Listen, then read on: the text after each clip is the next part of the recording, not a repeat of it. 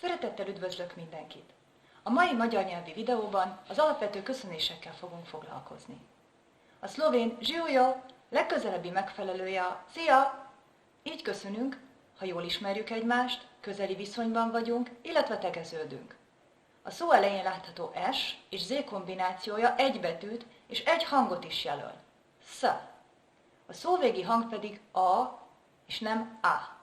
Mint amikor csalódottak vagyunk. A szia találkozáskor és elbúcsúzáskor is használatos. Ha egyszerre több személynek köszönünk, akkor pedig a sziasztok formát használjuk. Ha viszont nem ismerjük jól egymást, nem vagyunk közeli viszonyban, illetve magázódunk, akkor így köszönünk.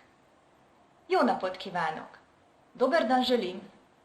Elfogadható a rövidebb jó napot forma is, de a hosszabb forma az udvariasabb. Itt a következő újdonságokat látjuk a szlovén ABC-hez képest. Hosszú O, hosszú I és A. Jó napot kívánok! Csak találkozáskor köszönünk így.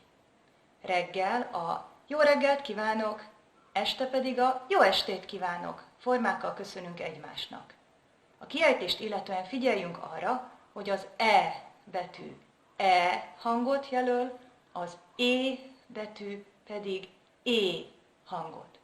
Jó estét! Amikor elbúcsúzunk, a formális elköszönés a viszontlátásra, vagy rövidebben viszlát. Ugyanakkor itt is a hosszabb forma az udvariasabb. Ha megköszönünk valamit, akkor pedig azt mondjuk, hogy köszönöm.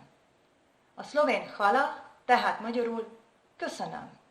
Köszönöm a figyelmet, és viszontlátásra legközelebb.